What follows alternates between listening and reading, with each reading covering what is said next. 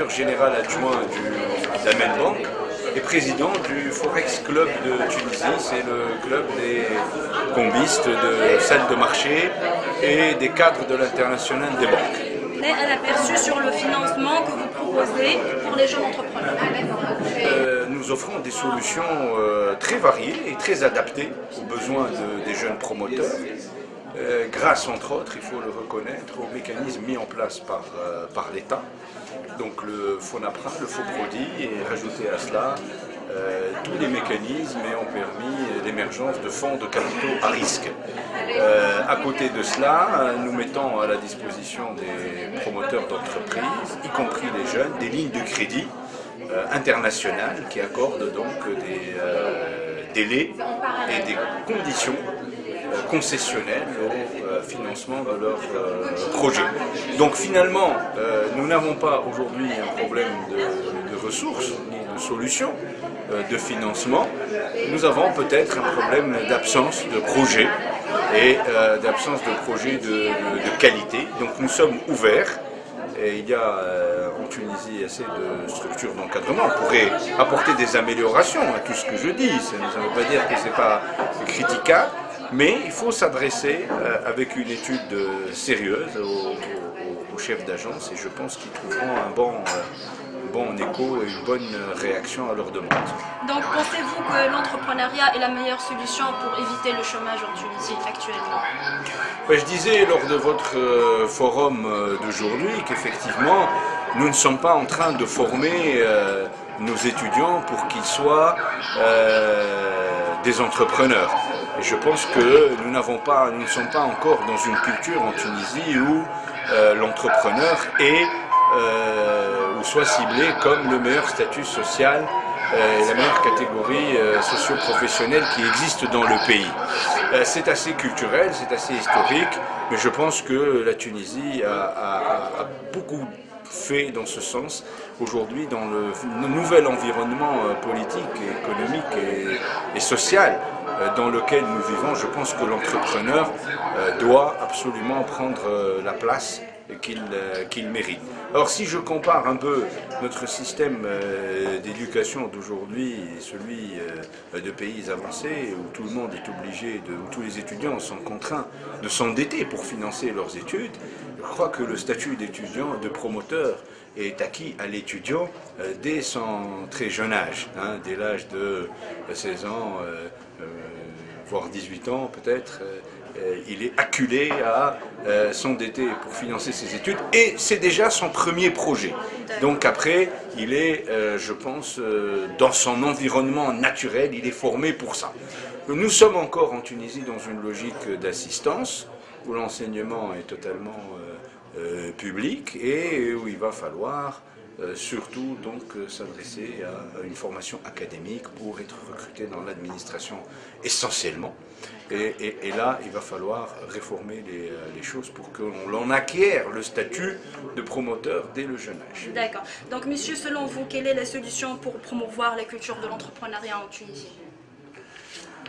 Écoutez, il n'y a pas de solution unique, il y a des stratégies.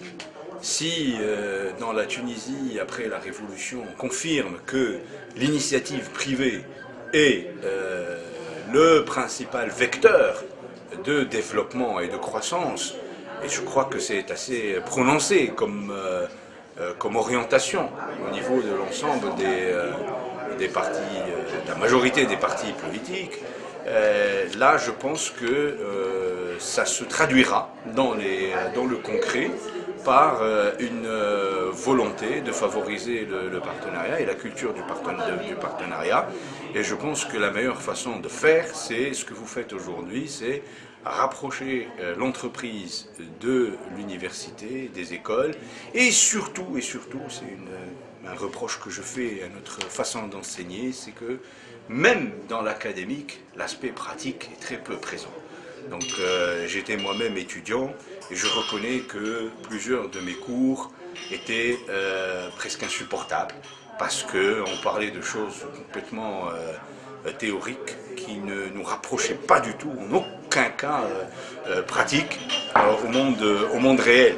Et quand vous ne finissez pas par voir ce que peut vous apporter, ce qu'on vous enseigne en pratique et dans le réel, même si c'est des études académiques, hein, même dans l'académique, on rapproche les choses du réel. Et là, je pense que c'est un manque de culture, d'ouverture sur l'environnement en général. Donc il va falloir faire beaucoup de choses là-dessus, et les solutions qui ont été présentées aujourd'hui, je ne vais pas reprendre, ont été assez intéressantes. Une dernière question, votre message pour les jeunesses tunisiennes? Voilà un message dans le cadre de l'entrepreneuriat, d'optimisme. Le leadership de l'État va être nouveau. Le leadership des universités va être rénové. Tous les leaderships vont être rénovés, vont se disposer de ressources nouvelles, sont censés avoir une nouvelle façon de faire. Et je dirais que c'est la véritable révolution proviendrait surtout de notre envie à nous tous, citoyens tunisiens, et à commencer par les jeunes, de changer les choses. Aujourd'hui, ils ont la chance de changer les choses, de participer au débat public, de donner leur avis, comme ils l'ont fait lorsqu'ils ont voté. Donc il suffit d'y croire pour que ça change. Si on n'y croit pas, il ne faut pas compter sur la simple volonté des partis politiques pour que ça change. Il faut y croire, il faut aller de l'avant. Ok, merci monsieur. Yes. That's a very good question. I'm sure about this. Energy Protect, it doesn't exist in Tunisia, and I don't want that other companies follow my idea. Exclusivity. No, it's illegal in Tunisia Why it's illegal? because it's monopolization. This is where I think you have a comment, or you want to answer, or about the same. It goes to this point. One of the things that people looking for funding and pitching seldom do correctly is investigate the people they're pitching to. If you go to present to somebody, you want to know as much about that person as they can know about you. Find trustworthy people, and also knowing that person helps you pitch to that person better. If you find out they like a short pitch, or they like lots of pitches, that's what you do. So getting to know the people avoids the theft as well. Thank you. Just to answer also your question, if the rule, if you have interesting idea and you want to pitch it, you can ask some information about the investors better, if you want to conquest their minds, you have to understand who they are. And you can ask to sign an NDA, non-disclosure agreement. Okay, this is also something, the habit we can accept. We can accept this. We can say, okay, I have something confidential. I would like to show it to you. I have a prototype, or I have very important thing I would like to protect, but I would like to show it on this. I have an NDA signed, so we can do this. Okay. Now about the market. How to protect yourself.